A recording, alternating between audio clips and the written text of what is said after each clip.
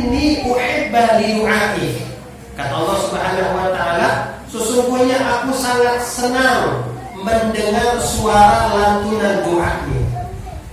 Jadi kalau kita berdoa, itu Allah senang.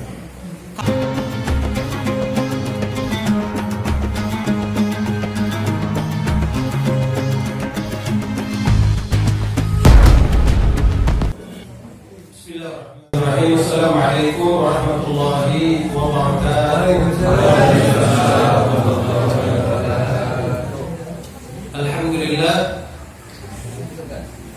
Alhamdulillahi bini'matihi tatimmu shalihat.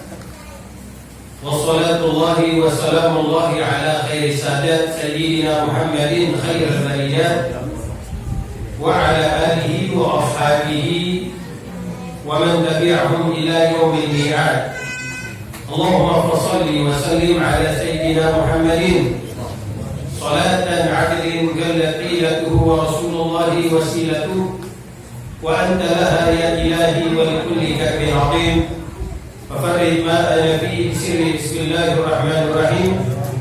Subhanaka la ilma lana illa ma 'allamtana innaka antal alimul hakim. Rabbi shrah li sadri wa yassir li amri wahlul 'uqdatam min lisani yafqahu qawli. Amma ba'du. Hadirin mukarramin, para asatidzah, para dewan guru, para hujat, para sepuh, para tokoh masyarakat, hadirin wal hadirat, sama-sama dimuliakan oleh Allah Subhanahu wa taala. Alhamdulillah, rangkaian daripada bentuk rasa syukur kita kepada Allah Subhanahu wa taala, di mana kita sebagai hamba-Nya tidak pernah henti-hentinya untuk selalu bertahajud bi nikmat atas karunia dan kenikmatan yang telah Allah berikan kepada kita, mulai dari nikmat panjang umur dalam taat kepadanya, nikmat diberikannya kemudahan di dalam rezeki dan pekerjaan kita, nikmat dijadikannya kita sebagai orang-orang yang masih selalu beristiqamah di dalam menunaikan apa yang menjadi perintah Allah Subhanahu wa taala, apa yang menjadi sunnah daripada baginda Rasulullah sallallahu alaihi wasallam. Mudah-mudahan hadirnya kita, duduknya kita, berkumpulnya kita di tempat yang mulia ini menjadi sebuah wasilah atas kebaikan-kebaikan yang Allah Subhanahu wa taala akan turunkan kepada kita, tidak hanya di dalam kehidupan dunia, tapi insyaallah di dalam kehidupan akhirat kita nanti. Amin ya rabbal alamin. Salawat dan salam marilah kita limpah curahkan kehadiran junjungan alam kekasih Allah baginda Nabi besar kita Muhammad sallallahu alaihi wasallam. Mudah-mudahan kita yang menjadi umatnya, kita yang menjadi orang-orang yang berjalan di atas syariat dan sunnah beliau, kita memiliki harapan yang begitu besar kepada Allah Subhanahu wa taala, agar Allah Subhanahu wa taala dapat mengumpulkan kita, menyatukan kita bersama kekasihnya di yaumil mahsyar nanti. Amin ya rabbal alamin. Baik para hadirin dan hadirat, sebelum kita memulai daripada pelajaran kita, marilah kita melafazkan daripada niat ta'lim kita terlebih dahulu. Bismillahirrahmanirrahim. Bismillahirrahmanirrahim. Nawaitu ta'alluma wa ta'lim wa tadhakkur wa tadhkir wa naf'a wal intifa' wal ibadata wal istifada wal hatta ala tamassuk bi kitabillah wa sunnati rasulillah sallallahu alaihi wasallam wa du'a ila al-huda wa dalalata ala al-khair ibtigha'a wajhillahil karim wa maghfiratihi wa ridwanihi wa qurbihi wa tawabihi wa jannatihi subhanahu wa ta'ala. Bismillahirrahmanirrahim. Qala al-musannif rahimahullah wa nafa'ana bihi wa bi'ulumihi fid dar Abi radhiyallahu anhu masih di dalam Arkanul Iman. Sekarang kita masuk kepada Arkanul Iman yang ketiga, Ar-Rukn Tsalits min Arkanil Iman, rukun yang ketiga daripada rukun iman. Dikatakan bahwa rukun yang ketiga daripada Arkanul Iman adalah al-imanu bil kutubi, di mana kita beriman kepada kitab-kitab. Beriman kepada kitab-kitab. Dikatakan bahwa anna yu'minal mukallafi bil kutubil munazzalati ala rusuli, di mana diharuskan bagi kita untuk beriman. Kita sebagai orang yang mukallaf diwajibkan bagi kita untuk beriman atas kitab-kitab yang Allah Subhanahu wa taala turunkan kepada para rasulnya. Karena sesungguhnya daripada kitab-kitab tersebut merupakan kalamullah ta'ala al-azalil qadim. Jadi ini merupakan firman-firman Allah Subhanahu wa taala al-azali. Kita sering bilang azali. Azali itu artinya segala sesuatu sebelum adanya segala sesuatu itu sudah ada. Al-qadim, terdahulu. Jadi sebelum adanya makhluk, Allah sudah ada. Jadi sebelum ada ciptaan seluruh alam ini, Allah Subhanahu wa taala telah ada terlebih dahulu, dan termasuk di dalam kalamnya, dalam bentuk firman-firmannya. Kemudian di mana diwajibkan bagi kita untuk beriman bi anna Allah Ta'ala anzala tilkal kutubi ala ba'di rusuli la kulluhum. Di mana diwajibkan bagi kita untuk beriman kepada kitab-kitab yang Allah turunkan kepada Rasulnya ala ba'di rusuli, walaupun tidak semua Rasul mendapatkan kitab tersebut. Makanya dikatakan ala ba'di rusuli, hanya sebahagian saja. Hanya sebagian daripada Rasul yang mendapatkan amanah daripada kitab-kitab yang diturunkan kepada mereka. Li'annahu la yushtaratu an yakuna kullu rasulah lahu kitab.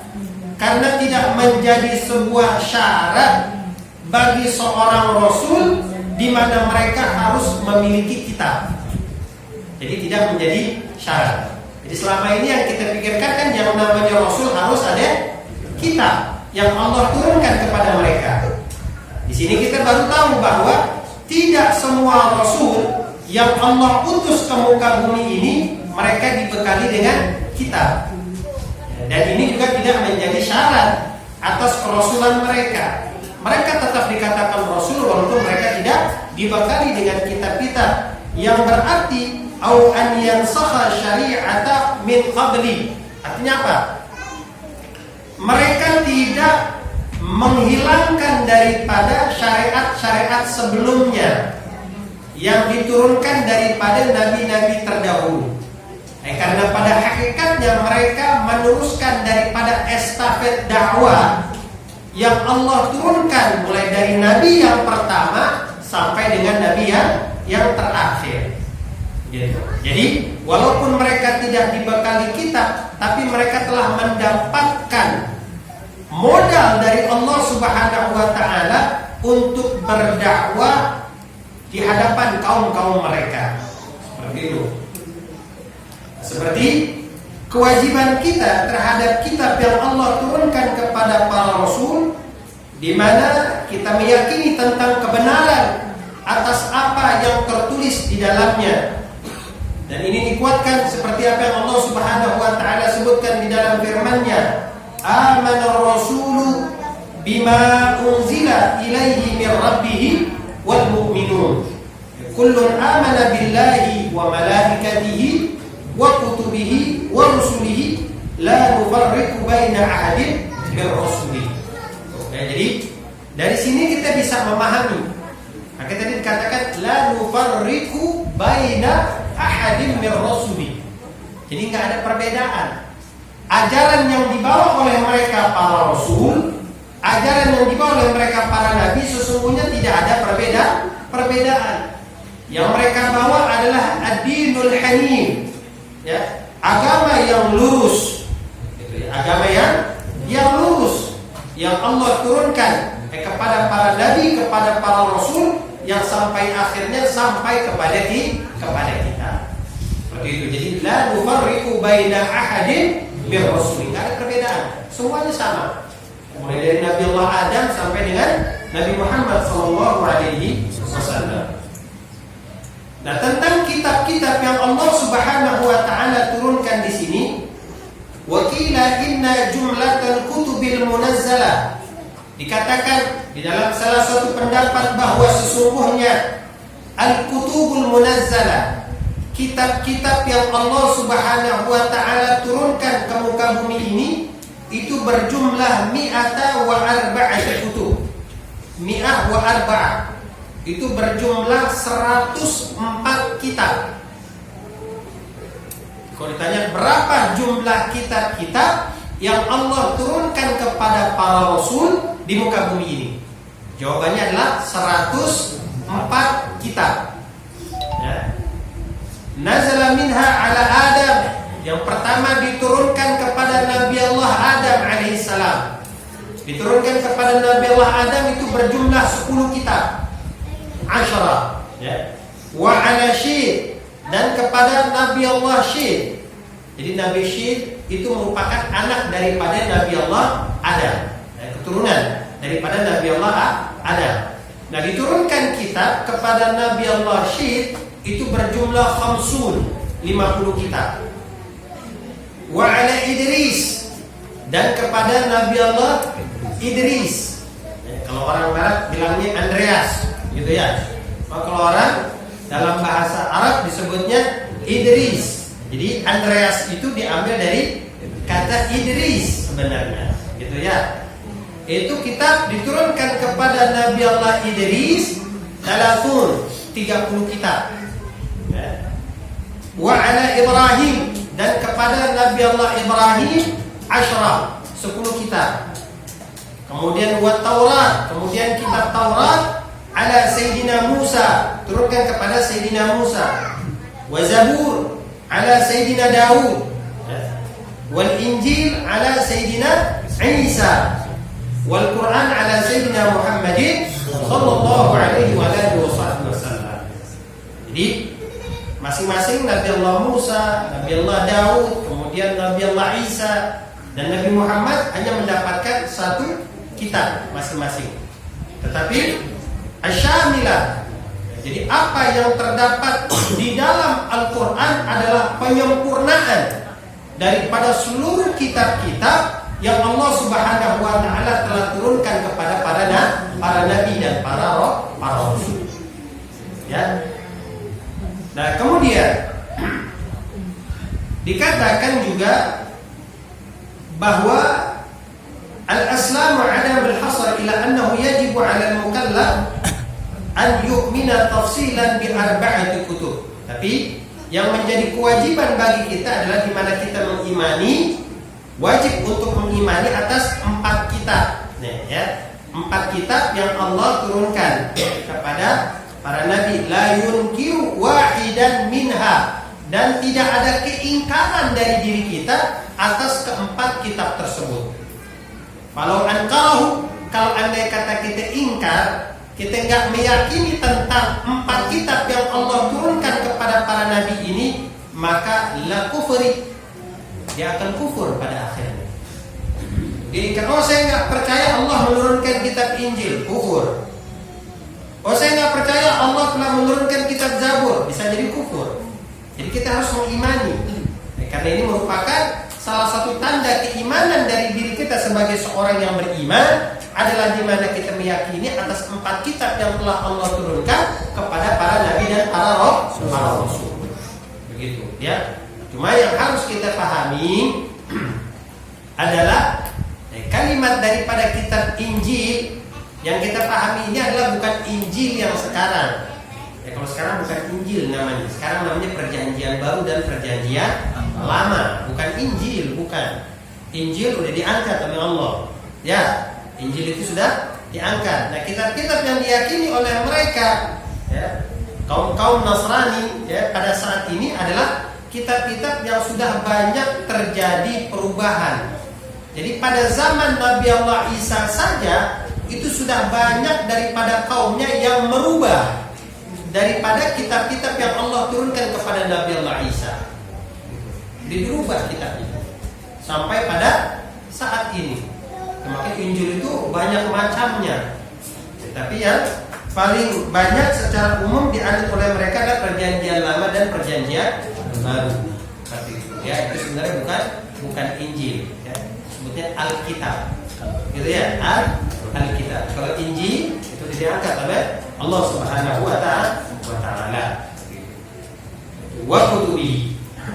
Kemudian ketika Allah Subhanahu wa taala menurunkan kitab kepada para nabinya, artinya dalam bentuk ayat demi ayat yang Allah turunkan, terutama kepada Nabi Muhammad SAW yang sampai pada akhirnya sempurna daripada kitab ayat demi ayat yang Allah jadikan bagi Nabi Muhammad dan umatnya, seperti pada mushaf yang kita baca pada saat ini, di mana setelah itu tidak ada diturunkan kembali. Ya, artinya malaikat Jibril udah nggak nurunin wahyu lagi, gitu ya.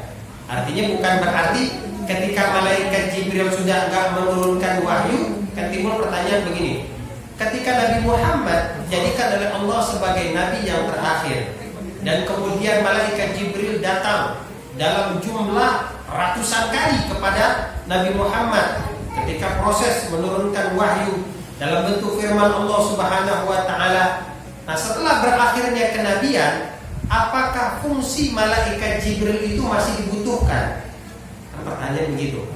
Kira-kira malaikat Jibril masih turun lagi nggak nih? Kan Nabi udah nggak ada, gitu ya. Rasul udah nggak ada. Wahyu mau diturunkan buat siapa? Udah nggak ada Nabi lagi, udah nggak ada wahyu lagi. Gitu. Jadi kira-kira apakah tugas malaikat Jibril itu masih ada? Oh, masih ada, gitu ya. Jadi malaikat Jibril itu masih memiliki tugas yang Allah Subhanahu wa taala berikan kepada beliau. Dan tugas ini yang merupakan salah satu tugas yang begitu mulia, yang dimana tidaklah semua malaikat itu bisa mendapatkan tugas seperti apa yang Allah berikan kepada malaikat Jibril. Di mana kalau kita lihat di dalam keterangan-keterangan dalam hadis dan lain sebagainya, di mana malaikat Jibril ini ketika wahyu itu sudah tidak diturunkan oleh Allah Subhanahu wa taala, malaikat Jibril ini ditugaskan oleh Allah untuk menjadi pemimpin, untuk menjadi pemimpin daripada para malaikat untuk turun ke bumi. Jadi ketika para malaikat itu ditugaskan oleh Allah untuk turun ke bumi, yang menjadi pemimpinnya adalah malaikat Jibril. Jadi menurut para ulama, tugas ini dilakukan oleh malaikat Jibril setidaknya itu 1 tahun 1 kali. 1 tahun 1 kali. Kapan? Pada Lailatul Qadri.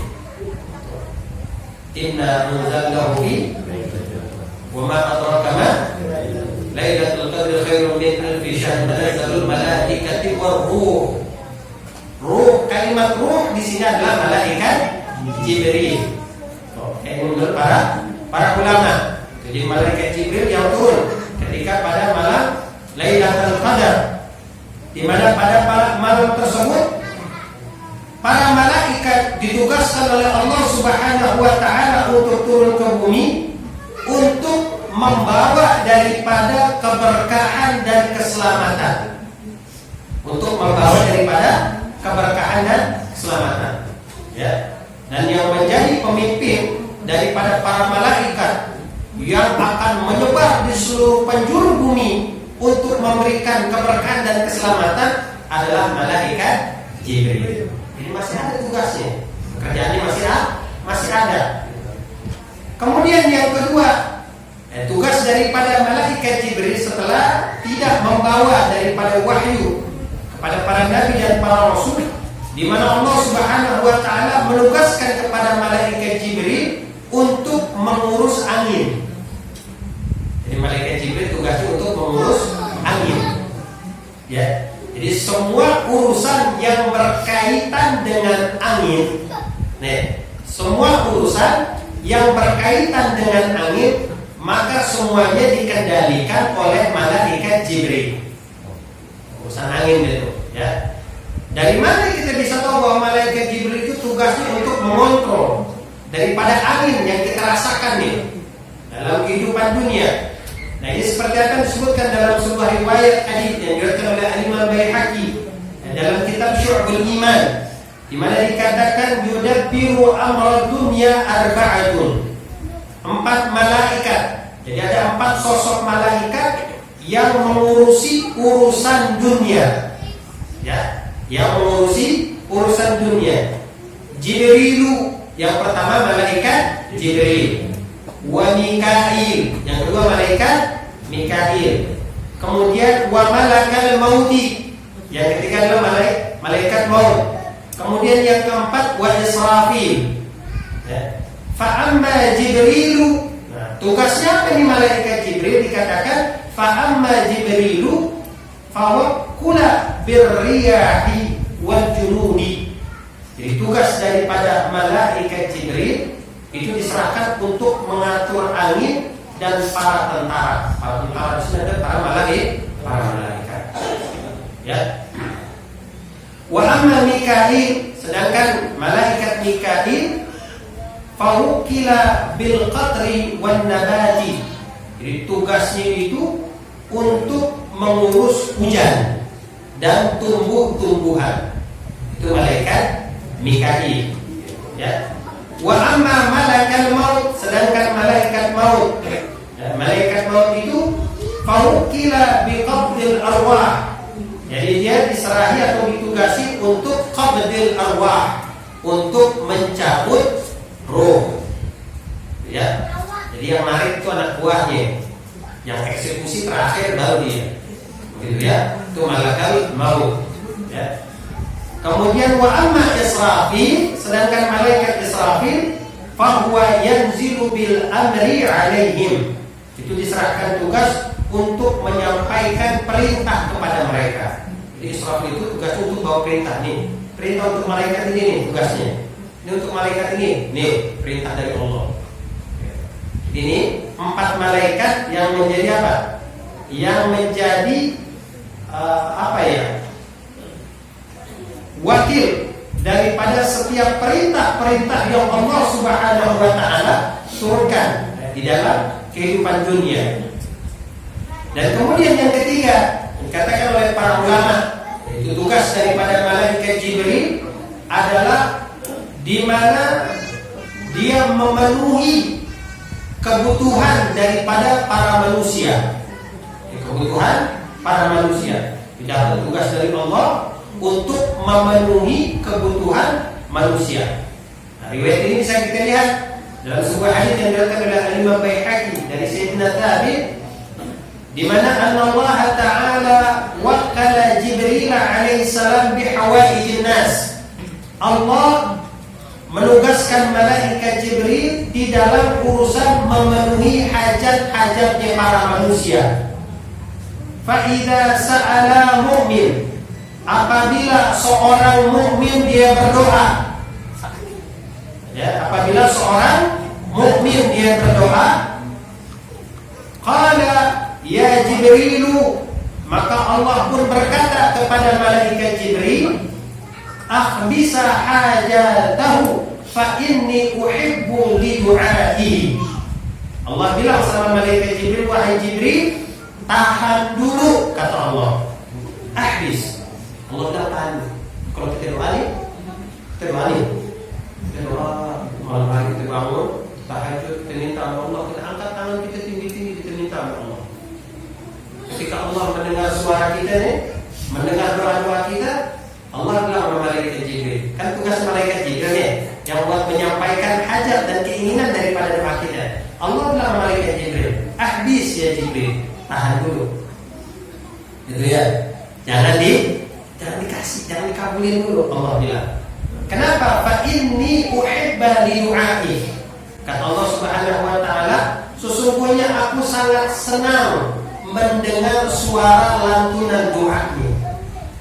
Jadi kalau kita berdoa, itu Allah senang. Kalau Allah belum kabulin doa kita doa bertahun-tahun, kita doa berbulan-bulan, kita doa, Allah kita minta, tapi sampai saat ini Allah belum mengabulkannya buat kita. Bukan berarti Allah mengabaikan permintaan kita, bukan. Salah satu tandanya di mana Allah senang mendengar doa kita, Allah senang mendengar suara kita. Biarin, saya demen dengar suara hamba saya di malam hari kalau dia minta. Allah demennya kita sampai seperti itu. Ya, kita bangun malam, orang lain pada tidur, kita angkat tangan, kita berdoa dengan suara diri, dengan tangisan, dengan begitu kepasrahan daripada harapan yang kita tanamkan di dalam doa kita, itu Allah senang. Allah demen.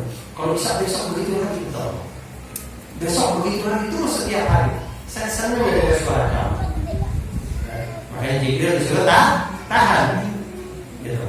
Nah, sedangkan fa'idha da'al kafir, kalau orang-orang kafir dia berdoa, dia minta hajatnya, maka Allah akan berkata kepada malaikat Jibril, qala ya Jibril ikdi hajatu, kasih akan diminta. Ya, kalau orang kafir doa nih, kata Allah, kasih apa yang diminta, kasih ya Jibril, kamu jadi kaya, kasih ya Jibril. Gitu. Kenapa? Fa inni arghidu du'ai. Sesungguhnya kata Allah Subhanahu wa taala, aku tidak suka mendengar suara lantunan doanya. Kalau udah dikabulin kan tidak ditanya lagi, tidak doa lagi. Udah dikabulin aja. Allah enggak suka. Ya, makanya husnuzan kita kepada Allah, ya, atas doa-doa yang kita minta, ya, tandanya seperti itu, Allah masih senang.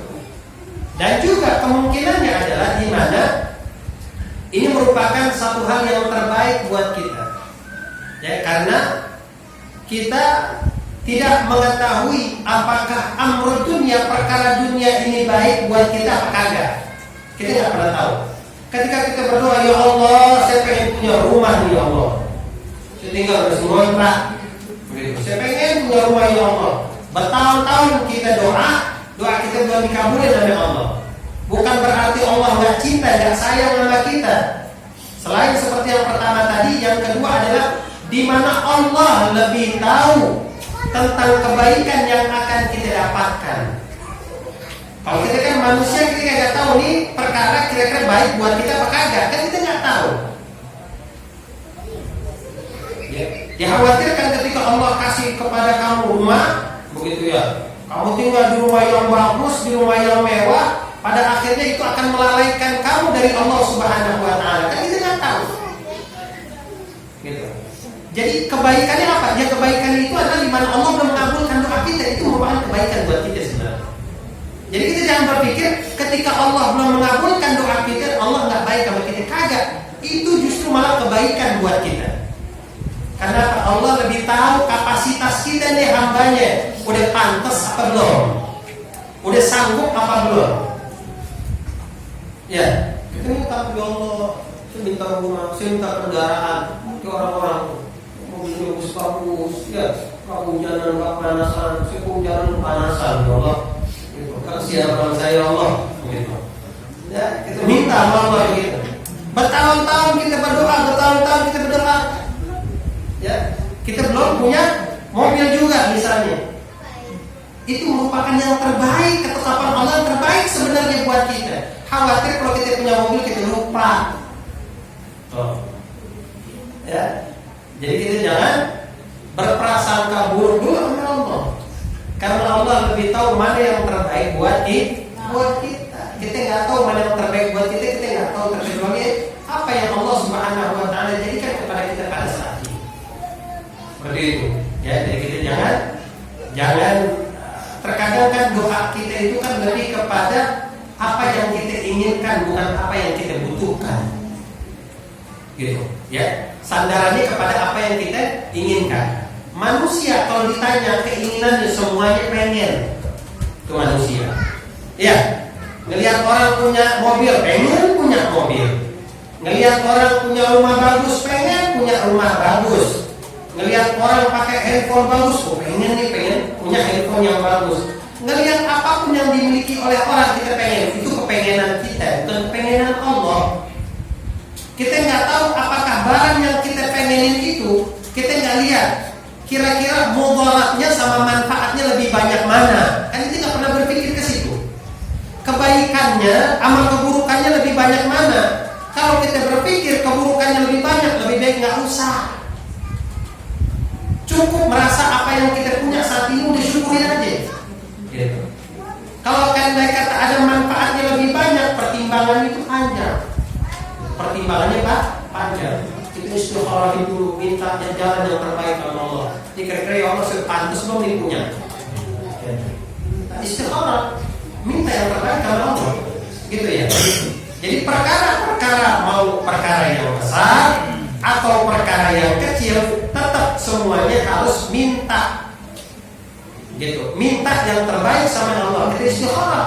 Kita minta dalam doa kita tentang amr dunia kita, tentang kehidupan kita, tentang keluarga kita, tentang apa yang kita miliki, tentang apa yang kita pakai, tentang apa yang kita kendarai, berapa banyak duit yang kita punya, kerjaan apa yang kita lakukan. Kalau semuanya kita pengen baik, istighfarahin, minta yang terbaik kepada Allah.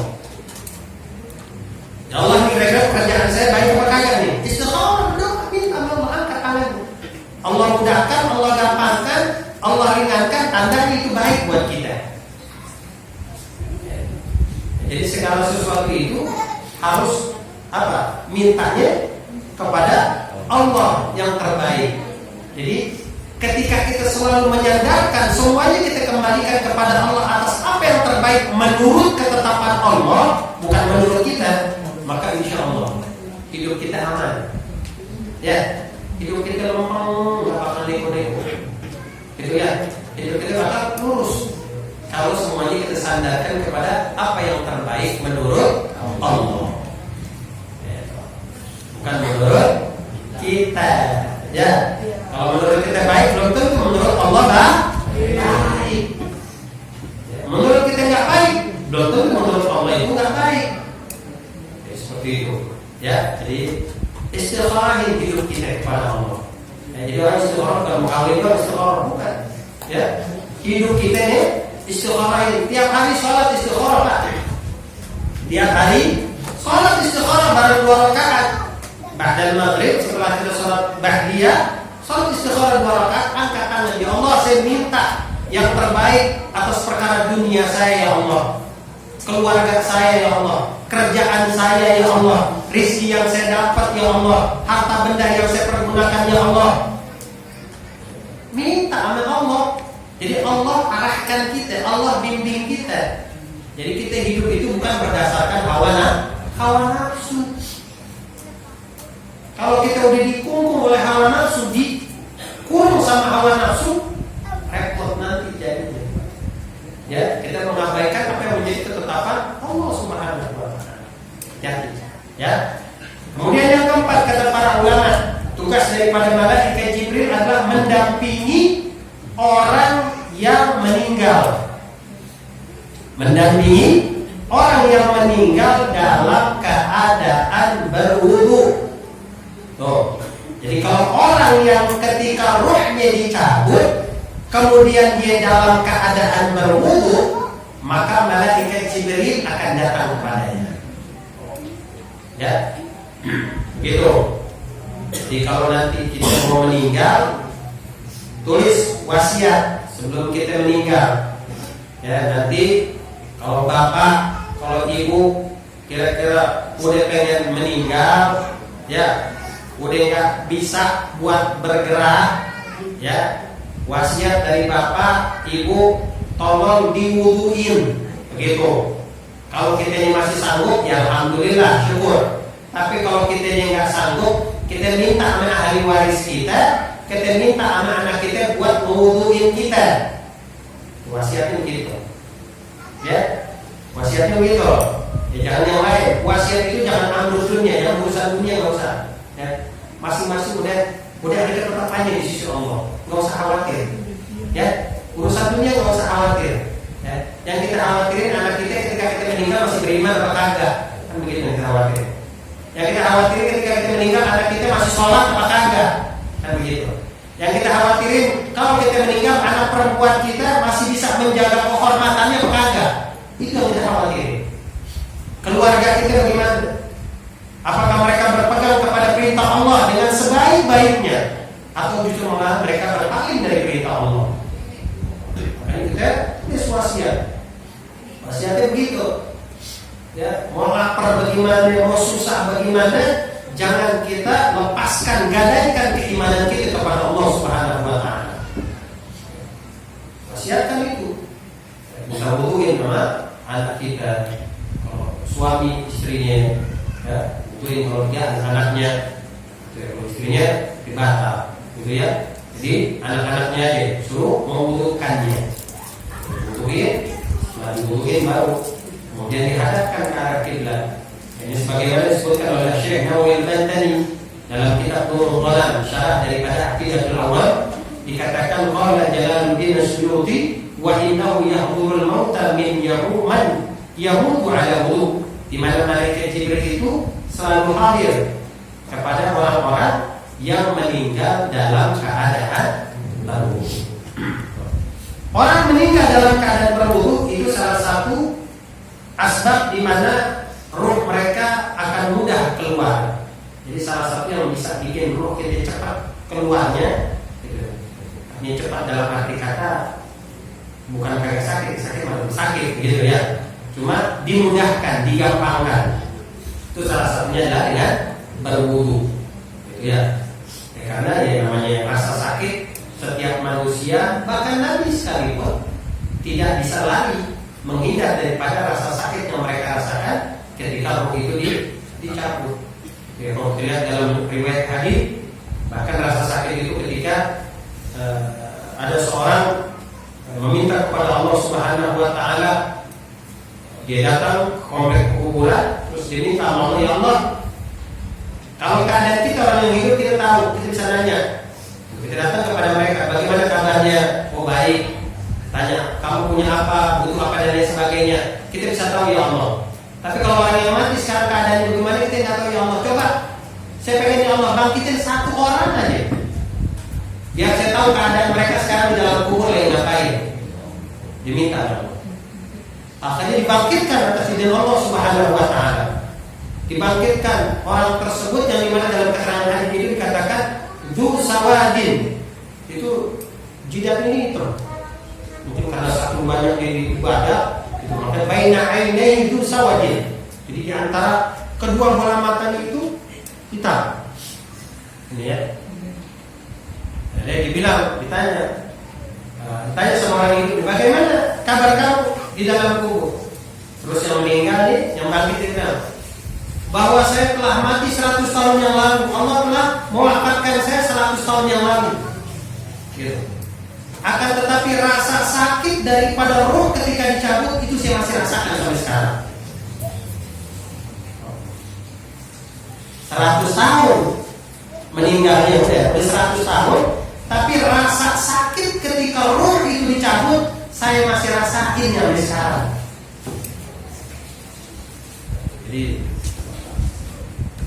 Allah, ya, gitu ya. Ya, jangan dibayangin ya sakit itu bagaimana, gitu ya. Yang pasti kita minta sama Allah. Ya, sakit pasti, tapi kita minta kemudahan. Kita minta kemudahan, walaupun sakit ya Allah, kalau bisa dicepetin begitu. Ya, jangan dilamain. Jangan khawatir. Kekhawatiran kita adalah di mana di adab dulu kita. Ya, disuruh merasakan itu bagaimana rasanya sakaratul maut. Ya, sebelum mati aja itu udah diadab. Apalagi ketika kita mati. Ya.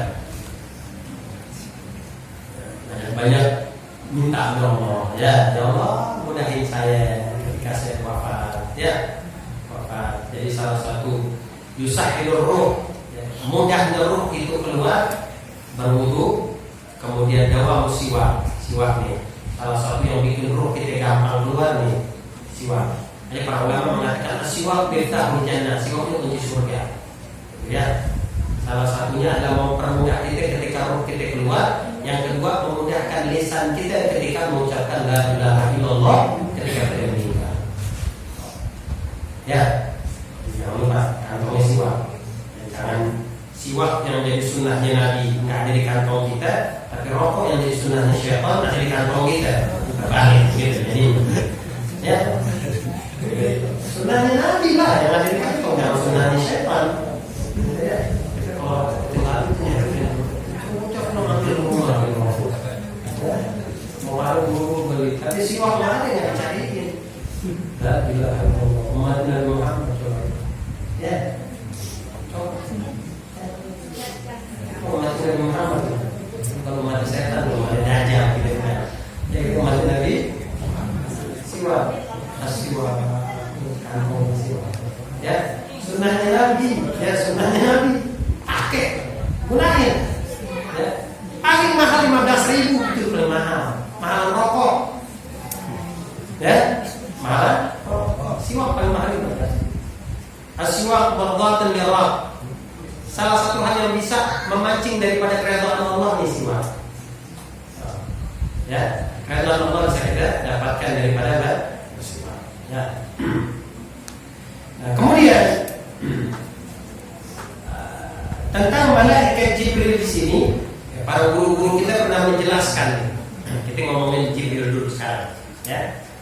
Jadi malaikat Jibril ini ketika tugasnya telah berakhir di dalam menurunkan wahyu kepada para nabi, kepada para rasul, maka ada beberapa tugas yang Allah Subhanahu wa taala masih tetap jadikan kepada dirinya. Seperti apa yang disebutkan di dalam kitab Nurul Absar, bahwa diceritakan ketika Nabi SAW dalam kondisi sakit. Jadi ketika Nabi sudah dalam keadaan sakit, Nabi SAW bertanya kepada malaikat Jibril, ya Jibril, akankah engkau akan turun kembali ke dunia ketika aku sudah wafat? Nabi nanya malaikat Jibril, nanti kalau saya sudah wafat, kira-kira kamu turun lagi nggak ke dunia? Maka dijawab oleh malaikat Jibril. Jibril menjawab, saya masih turun ya Rasulullah, ya, untuk mengambil. Jadi turunnya saya ke bumi, kata malaikat Jibril ini, untuk mengambil daripada 10 mutiara peninggalanmu ya Rasulullah. Jadi ada 10 mutiara nih. 10 mutiara yang menjadi peninggalan ya Rasulullah, yang akan dicabut, yang akan diambil sama malaikat Jibril setelah kepergiannya Rasulullah SAW. Ya. Nah, kemudian dengar apa yang dijawab oleh malaikat Jibril, Rasulullah kembali bertanya. Rasulullah heran, kira-kira apa itu 10 mutiara yang engkau bakal cabut, yang engkau bakal ambil dari muka bumi? Kemudian dikatakan oleh malaikat Jibril, 10 mutiara yang saya bakal ambil setelah engkau wafat ya Rasulullah, yang pertama adalah arfa'ul barakah minallah, keberkahan daripada bumi ini saya bakal angkat ya Rasul. Mengangkat keberkahan daripada bumi. Apa itu keberkahan? Yang dimaksud dengan keberkahan itu adalah ziyadatul khair, bertambahnya kebaikan. Itu namanya berkah. Kebaikan terus bertambah. Kita punya sesuatu, dari sesuatu itu menjadikan kita semakin baik, semakin baik, semakin baik. Itu tandanya berkah. Apapun itu, mau rumah, mau kendaraan, mau duit, mau apapun itu, kita punya. Dengan kendaraan yang kita pakai menjadikan kita terus lebih baik. Dengan pakaian yang kita pakai menjadikan kita terus lebih baik. Dengan rumah yang kita tinggali menjadikan kita dan keluarga kita terus menjadi lebih baik. Itu tandanya berkah, ziyadatul khair. Ya. Nah, tugasnya Jibril itu akan mengangkat daripada keberkahan tersebut. Ya. Jadi barakah minallah maka diangkat sama malaikat Jibril. Sampai pada akhirnya keberkahan itu hilang semuanya dari muka bumi. Ya. keberkahan rezeki.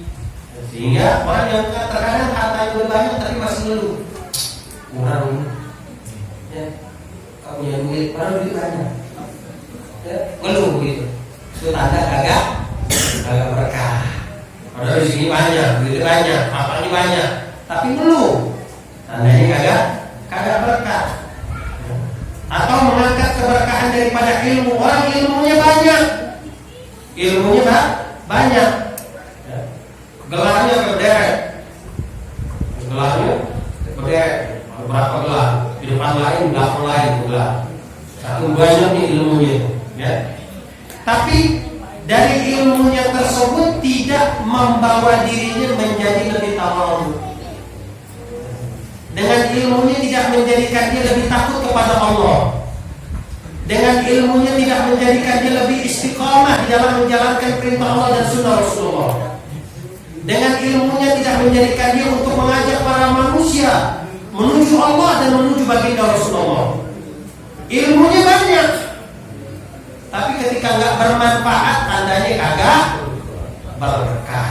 Udah diangkat oleh malaikat Jibril.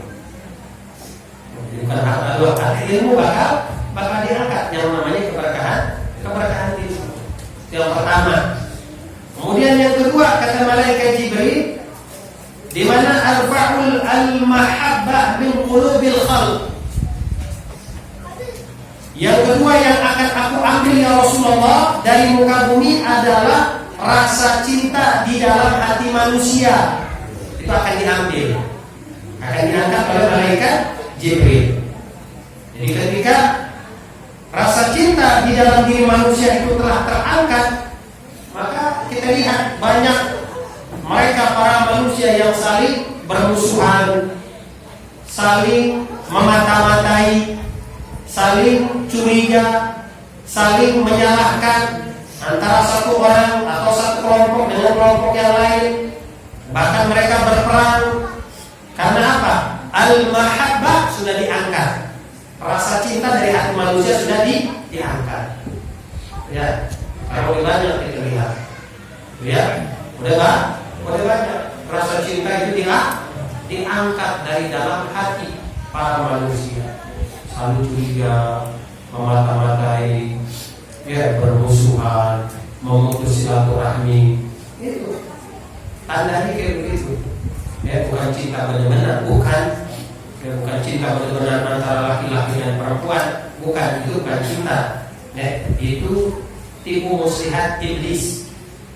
Ya, itu orang pacaran kan dia saling mencinta antara laki-laki dan perempuan, itu bukan cinta. Itu tipu muslihat iblis. Cinta setelah menikah, itu cinta. Allah menciptakan cinta pada sesuatu yang Allah halalkan, bukan pada sesuatu yang Allah haramkan, bukan. Jadi bahasanya dia saling mencintai, tapi dia belum halal, bukan cinta namanya. Allah nggak menciptakan cinta dalam perkara-perkara yang haram. Itu menodai nama baik cinta namanya. Ya, cinta itu adalah pada perkara-perkara yang halal. Makanya Allah ciptakan rasa cinta itu kepada apa? Kepada suami dan istri ketika mereka sudah menikah. Wa ja'ala bainakum mawaddatan wa rahmah. Tuh. Dan Allah jadikan kepada mereka apa? Mawaddah. Apa itu mawaddah? Mawaddah itu wuddah, mahabbah, cinta, kasih sayang. Allah jadikannya setelah apa? Ya setelah mereka menikah, bukan sebelum menikah. Ya, ini yang mesti kita pahami.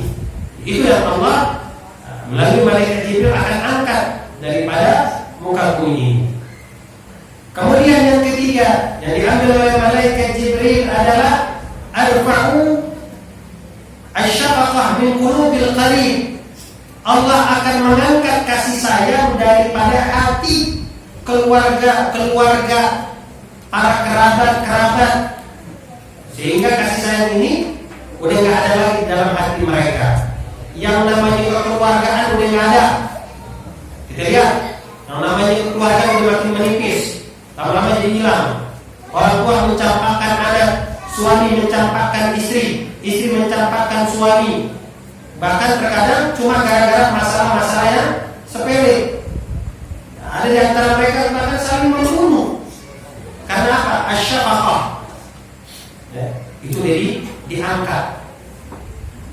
Ya, jadi ya, kalau kita melihat sekarang fenomena itu terjadi, ya emang udah waktunya diangkat.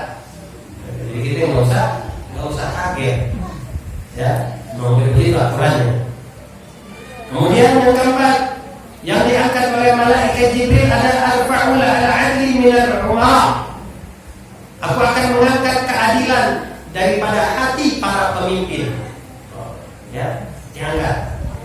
Jadi ketika keadilan itu sudah diangkat dari hati para pemimpin, maka terjadilah yang namanya ketimpangan di dalam hidup bermasyarakat, ketidakadilan di dalam ekonomi, ya, yang kaya semakin kaya, yang miskin semakin miskin. Fasilitas yang dibangun dengan biaya yang mahal hanya dinikmati oleh segelintir orang saja yang punya duit. Ketimpangan di dalam bidang politik misalnya, ketimpangan di dalam hukum, sehingga hukum tidak diterapkan sebagaimana mestinya. Tajam ke bawah, tumpul ke atas. Udah ada belum? Udah ada. Emang udah diangkat. Ya, emang udah diangkat oleh Jibril. Ya. Kemudian yang kelima, kata malaikat Jibril, arfa'ul haya minan nisa. Aku akan mengangkat rasa malu daripada para wanita. Ya, kita lihat wanita yang punya malu di media-media sosial begitu. Ya, mereka tanpa ada rasa malu memajang wajah-wajah mereka, ya, kemudian memposting daripada kehidupan mereka, mengumbar daripada keseharian kehidupan mereka. Bahkan tidak sedikit di antara mereka yang sampai melakukan hal-hal yang diharamkan oleh Allah Subhanahu wa taala. Ya, diangkat rasa malu. Ya. Diangkat rasa malu. Ya, baiklah perempuan ya, Bang. Jadi kalau perempuan terlihat di dalam media sosial dia nggak punya rasa malu, dia mau diangkat malaikat Jibril. Jadi kita banyak istighfar, banyak taubat. Lihat. Kalau jadi perempuan, khusus orang perempuan deh, ya. Kalau jadi perempuan, jangan apa-apa serba diungkapkan di dalam media sosial, apa-apa dipoto, diposting, ini itu dan lain sebagainya. Jangan, ya. Jaga batasan-batasan ente sebagai seorang wanita. Jaga kehormatan kita sebagai seorang wanita. Ente naruh wajah ente aja di dalam media sosial, gitu ya. Ente taruh tuh wajah ente, satu orang melihat, dua orang melihat, tiga orang melihat, 100 orang melihat, 1000 orang melihat. Orang kan masing-masing nanti akan menilai. Ada yang berdecak kagum, ya. Ada yang biasa-biasa saja. Ada yang kemudian, naudzubillah, sampai menyebabkan timbulnya syahwat dan keinginan-keinginan yang diharamkan oleh Allah, berdosa pada akhirnya. Ya. Masih bagus nggak kena ain, ya, masih bagus nggak kena ain, tapi itu ain penyakit tersebab pandangan.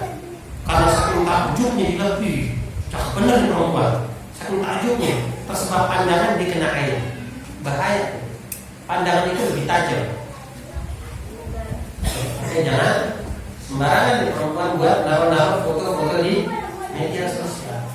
Kan perempuan itu pantasnya diumpetin, ya, diumpetin.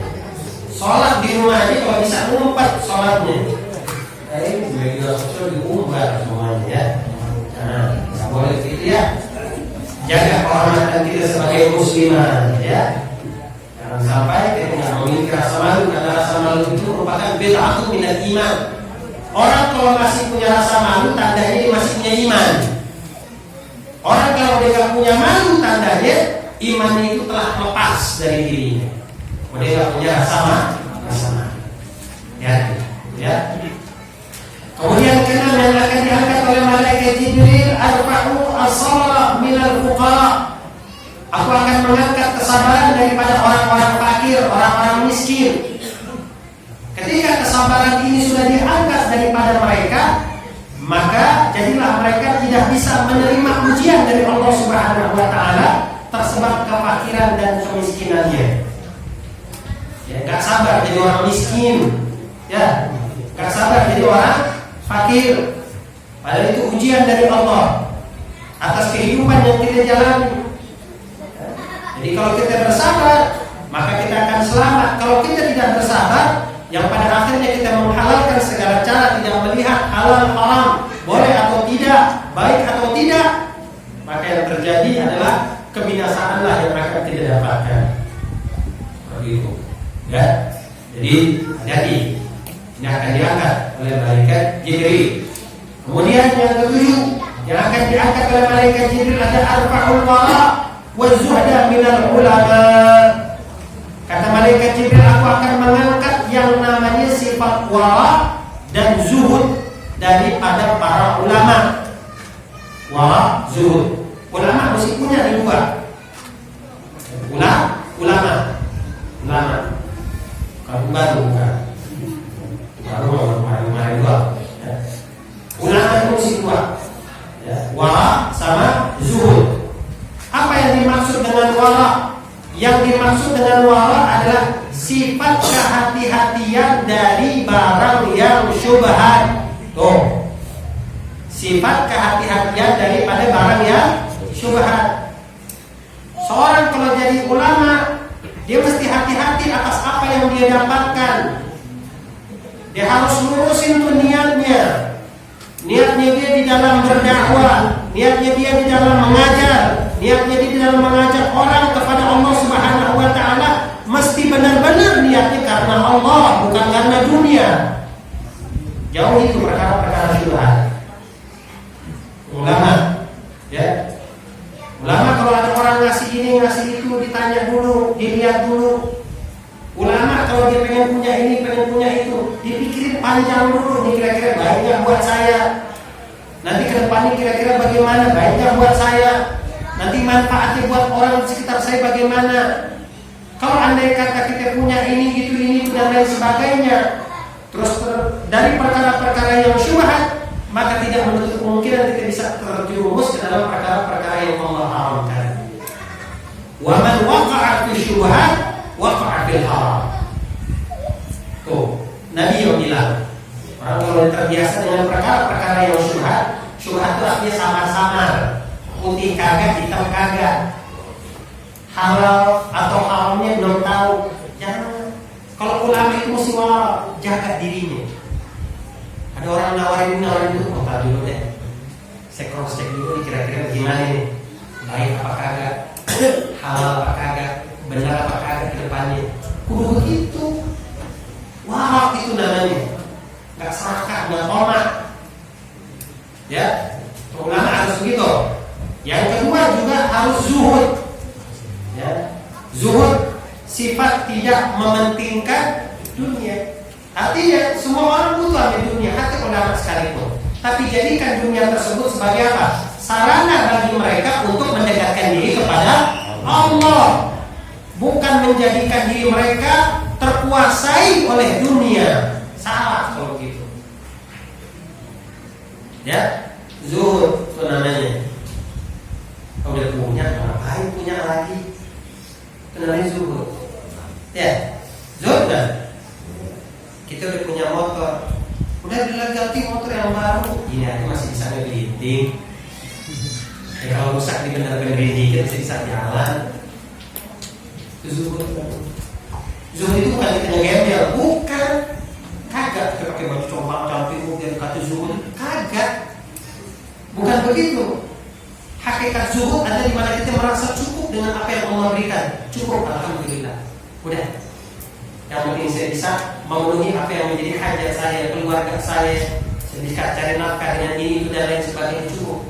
Udah, selebihnya apa yang jadi punya orang saya nggak kayaknya. Ulama itu begitu. Baru ulama. Ya, bukan berarti ulama nggak boleh pakai mobil bagus, kagak. Boleh. Ya. Sekarang kita lihat ulama-ulama mereka mobilnya bagus-bagus, rumahnya bagus-bagus. Ya nggak apa-apa. Ya, jadi kita jangan merasa berpikiran buruk dengan mereka. Gitu, ulama itu nggak zuhud, nggak wow. Aduh, ya kita belum nyampe. Ya, kita belum nyampe. Kenapa kok mereka memakai kendaraan yang bagus, rumahnya bagus? Karena salah satu hal yang disunnahkan oleh Nabi SAW ketika kita diberi kenikmatan dari Allah adalah izharun ni'mah. Kita tunjukin nih kenikmatan yang Allah kasih buat saya. Bukan ria, bukan pamer, bukan. Tapi apa? Ini loh kenikmatan yang Allah kasih buat saya ini. Alhamdulillah. Izharu ni'mah. Bukan ria, bukan pamer, bukan. Kalau pamer dalam hati ada kebanggaan. Lihat nih mobil saya, lihat nih rumah saya, lihat nih baju saya. Itu namanya ria. Beda. Ya, jadi zuhud itu bukan ngegerbel, bukan. Ya, zuhud itu tetap, gitu ya. Dia jaga, ya, dia jaga dengan baik kepantasan dari segi kepantasan atau tidak, tapi dia lebih menjaga dirinya untuk rem, gitu istilahnya enggak terlalu berlebihan, jangan sampai terlupakan oleh duniawi. Ulama harus begitu. Kalau itu udah dicabut daripada para ulama, ya udah memang udah waktunya. Ya, sudah waktunya. Ya, bahkan kita lihat banyak dari mereka yang segan-segan buat berbuat dunia, tahta, puasa. Padahal Allah dalam Al-Quran, ukuran ulama itu kan Allah udah tetapkan. Innama yakhshallahu min ibadihi ulama. Sesungguhnya yang paling takut dengan Allah di antara hamba-hambanya ya mereka para ulama. Jadi kalau mereka nggak punya rasa takut kepada Allah, bukan ulama. Ulama yang ada rasa takut sama Allah. Ya, rasa takut. Takut kalau saya begini, aduh, jangan deh. Nanti dampaknya buat umat bagaimana? Itu ya. Kalau saya begini, dijaga semuanya. Karena mereka orang-orang yang memiliki rasa takut kepada Allah, ya, memiliki kesolehan yang luar biasa di hadapan Allah, di mana mereka tidak melangkah, mereka tidak berjalan, mereka tidak melakukan sesuatu hal terkecuali atas apa yang Allah telah berikan melalui bisyarat-bisyaratnya. Jadi kalau belum ada perintah langit, nggak bakal langkah saya. Kalau belum ada perintah langit, nggak bakal saya lakuin. Karena kita sebagai manusia punya keterbatasan. Tunggu aja nanti Allah di waktunya Allah bakal kasih. Kalau di waktunya Allah bakal permudah apa yang kita inginkan. Terkadang kita jadi manusia kagak sabar. Nah orang bisa ini punya ini pengen. Ini yang terjadi. Angkat. Mereka jadi orang tidak punya lagi rasa-rasa gitu yang namanya sebut ya. Kemudian juga yang akan diangkat oleh malaikat Jibril adalah arfa'u sakha minal aghniya. Aku akan mengangkat sifat dermawan dari orang-orang kaya. Orang kaya pelit. Tuh, diangkat. Ya, orang kaya pelit. Ya. Kemudian juga arfa'ul Quran. Aku juga akan mengangkat Al-Quran, kata malaikat Jibril. Di mengangkat Al-Quran yang dimaksud di sini adalah ruhnya Al-Quran. Ya. Sehingga Al-Quran cuma tinggal sekedar tulisan yang dibaca tanpa makna, tanpa pengamalan. Ya, tanpa pengamalan. Ruhnya diangkat. Ya. Sayang, orang baca Quran tapi cuma sampai tenggorokan, nggak sampai hati. Tenggorokan doang. Kagak sampai ke hati. Ya, hati-hati. Quran itu pengamalan, bukan cuma tulisan yang kita baca. Harus ada pengamalan di dalamnya. Kalau nggak bisa secara keseluruhan, sedikit demi sedikit kita ambil, kita terapkan di dalam kehidupan kita, sedikit demi sedikit, berproses semuanya. Jadi bukan hanya sebuah tulisan yang kita baca. Kalau cuma tulisan yang kita baca doang, repot. Yang dikatakan saya di zamanun ala ummati la yabqa minal Islam illa ismu, kata Nabi. Kalau akan datang satu zaman di mana tidak tersisa Islam kecuali namanya. Islam banyak, namanya doang. Orangnya jauh dari nilai-nilai keislaman. Jauh. Ya, Islam namanya doang. Kemudian wa minal iman illa rasmuh. Iman kecuali hanya tulisannya doang. Wa minal Qur'an illa harfuh. Dan Al-Quran cuma huruf doang, tulisannya doang. Itu zaman itu akan datang. Sekarang udah datang. Islam menang banyak loh di sini. Ya. Tapi nggak punya kekuatan. Ya. Nggak punya kekuatan dalam segala hal. Ya, dalam segala hal. Karena kita pengen mendambakan sekarang ini. Kita pengen punya pemimpin yang adil. Kita pengen punya pemimpin yang Islami, yang pro kepada umat Islam, yang perhatian kepada umat Islam dan lain sebagainya. Allah akan memberikan kita seorang pemimpin yang baik tergantung bagaimana masyarakatnya. Kalau masyarakatnya baik, Allah bakal kasih kita pemimpin baik. Tapi kalau masyarakatnya bejat, Allah bakal kasih kita pemimpin yang bejat. Selesai. Sekarang apa yang kita dapetin? Bagaimana pemimpin kita? Lihat masyarakat gimana. Jangan saling pemimpin. Emang Allah kasih sesuai masyarakatnya. Ya, guru-guru kita ngajarin ente pengen punya pemimpin yang baik, masyarakatnya dulu yang baik. Perhatikan apa yang menjadi perintah Allah, syariat Islam, sunnah Rasulullah, hidupkan di dalam masyarakat. Insya Allah, Allah bakal kasih buat ente pemimpin yang baik. Baik skala yang kecil ataupun skala yang paling besar. Itu kuncinya. Kita orang Indonesia yang punya pemimpin baik, masyarakat Indonesia itu yang baik. Insya Allah Allah bakal kasih pemimpin yang baik buat kita. Itu otomatis. Ya, Allah yang janji sama kita. Dan yang terakhir, kata malaikat Jibril, arfa'ul iman. Aku mengangkat iman dari hati manusia. Oh, ini iman modal kita. Ya, iman kalau dicopot repot. Ya, makanya kita minta ya Allah, kita hidup dalam iman, diwafatkan dengan membawa iman, dibangkitkan dengan iman tersebut masih tertanam baik pada diri kita. Kita nggak mau kita hidup beriman, tapi ketika kita wafat, iman itu tidak terbawa sama kita. Hati-hati, na'udzubillah, yang menyebabkan kita wafat dalam keadaan su'ul khatimah. Ya, jadi itu daripada akan telah dijelaskan oleh para ulama kita berkaitan juga dengan kitab-kitab yang Allah Subhanahu wa taala telah turunkan kepada para nabinya dan para rasulnya. Insyaallah nanti di pertemuan yang akan datang kita akan lanjutkan wa rasulihi. Jadi ada beberapa rasul yang Allah turunkan ke muka bumi ini untuk menyampaikan risalah kenabian untuk kaumnya. Insyaallah di pertemuan yang akan datang kita akan lanjutkan kembali. Allahu akbar.